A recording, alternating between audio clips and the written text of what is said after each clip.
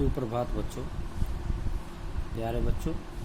आज हम 7वीं कक्षा के पाठ नंबर 3 भीष्म प्रतिज्ञा, जो महाभारत का अध्याय है, उसका अध्ययन करेंगे। और मुझे आशा आप इसे ध्यान से सुनेंगे और जो मुख्य बातें आएंगी उन्हें पेंसिल के साथ अंडरलाइन करके रफ नोटबुक में नोट भी करेंगे।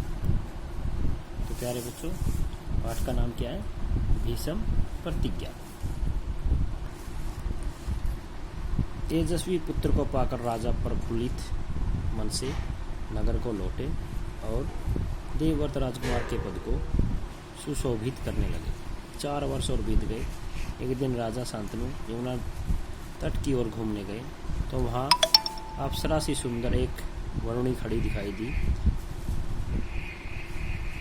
एक तरुणी खड़ी दिखाई दी। तरुणी का नाम सत्यवती था। गंगा के वियोग के कारण राजा के मन में जो विराग छाया हुआ था, वह इस तरुणी को देखते ही विलीन हो गया। उस सुंदरी को अपनी पत्नी बनाने की इच्छा उनके मन में बलवती हो उठी। उन्होंने सत्यवती से प्रेम याचना की। सत्यवती बोली, मेरे पिता मल्लाहों के सरदार हैं, पहले उनकी अनुमति ले लीजिए, फिर मैं आपकी पत्नी बनने को तैयार हूँ। राजा शांतनु ने जब अपनी इच्छा उन पर प्रकट की तो केवटराज ने कहा, आपको मुझे एक वचन देना होगा। केवटराज कौन था? सत्यवती के पिताजी। राजा ने कहा, जो मांगोगे दूंगा, यदि वह मेरे लिए अनुचित न हो। केवटराज बोले, आपके बाद हस्तिनापुर का राज सिंहासन पर मेरी लड़की का पुत्र बैठेगा। इस बात का आप मुझे वचन दे सकते हैं। केवटराज की शर्त राजा शांतनु को नागवार लगी। गंगासूत को छोड़कर अन्य किसी को राजगद्दी पर बैठने की कल्पना तक उनसे न हो सकी। निराश और उद्विग्न मन से वह नगर की ओर लौट आए।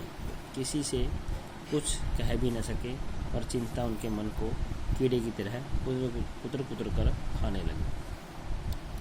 देवव्रत ने देखा कि उसके पिता के मन में कोई न कोई व्यथा समाई हुई है। एक दिन उसने शांतनु से पूछा, पिताजी, संसार का कोई भी सुख ऐसा नहीं है जो आपको प्राप्त न हो, फिर भी इधर कुछ दिनों से आप दुखी दिखाई दे रहे हैं। आपको किस बात की चिंता है?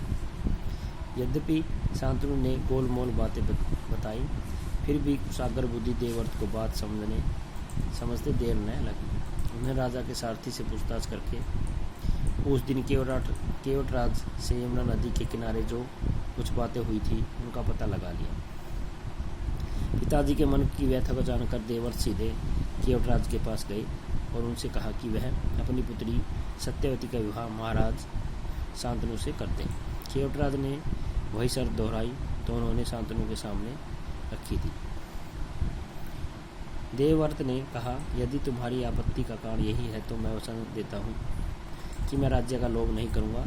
सत्यवती का पुत्र ही मेरे पिता के बाद राजा बनेगा। केवटराज जिससे संतुष्ट न हुए, उन्होंने और दूर की सोची। बोले, आर्यपुत्र, इस बात का मुझे पूरा भरोसा है कि आप अपने वचन पर अटल रहेंगे, किंतु आपकी संतान से मैं वैसे आशा कैसे रख सकता हूँ? आप जैसे वीर का पुत्र भी तो वीर ही होगा, परंतु संभव है कि वह मेरे नाती से राज्य छीनने का प्रयत्न करे। इसके लिए आपके पास क्या उत्तर है? तो उसे आगे क्या बच्चों? केवटराज का यह प्रश्न अप्रत्याशित था।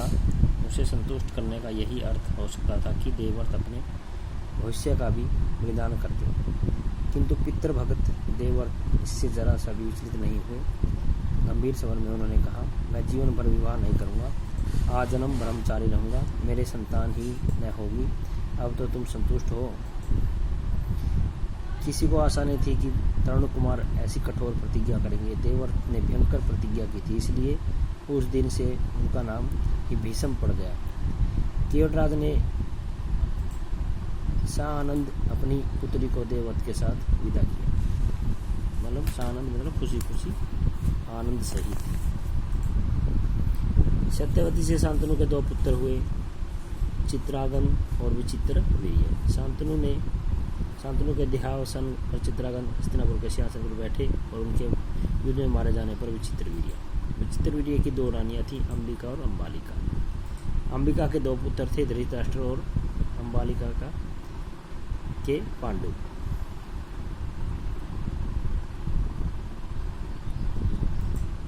धृतराष्ट्र के पुत्र कौरव कहलाए और पांडु के पांडव। महात्मा भीष्म शांतनु के बाद से कुरुक्षेत्र युद्ध का अंत होने तक उस विशाल राजवंश की सामान्य कुलनायक और पूज्य बने रहे। शांतनु के बाद कुरुवंश का क्रम यह रहा। क्या क्रम था कुरुवंश का? शांतनु, 2 रानियां, गंगा और दूसरी थी सत्यवती। गंगा से कौन पैदा हुआ था? देवव्रत, जिसे हम भीष्म पितामह कहते हैं। सत्यवती से कौन पुत्र पैदा हुए थे? चित्रांगद और विचित्रवीर्य, अभी पढ़ा हमने। चित्रांगद युद्ध में मारा गया था, उसके बाद विचित्रवीर्य राजा बना। उसकी 2 रानियां थी, अंबिका और अंबालिका। अंबिका से धृतराष्ट्र पैदा हुआ, जिसके आगे कौरव पैदा हुए। अंबालिका से पांडु पैदा हुआ और पांडु से फिर पांडव। तो ये इनकी वंशावली है, इनके वंश क्या पूरी चार्ट है।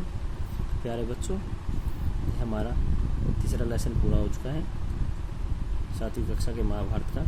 और मुझे आशा आपने इसे ध्यान से सुना होगा और जो इसके मुख्य बिंदुओं से आप नोट करना, क्योंकि आपके आगे जो ऑनलाइन टेस्ट चले हुए हैं उनमें इन्हीं में से प्रश्न पूछे जाएंगे और जो ये चार्ट है इसमें से पूछ सकते हैं।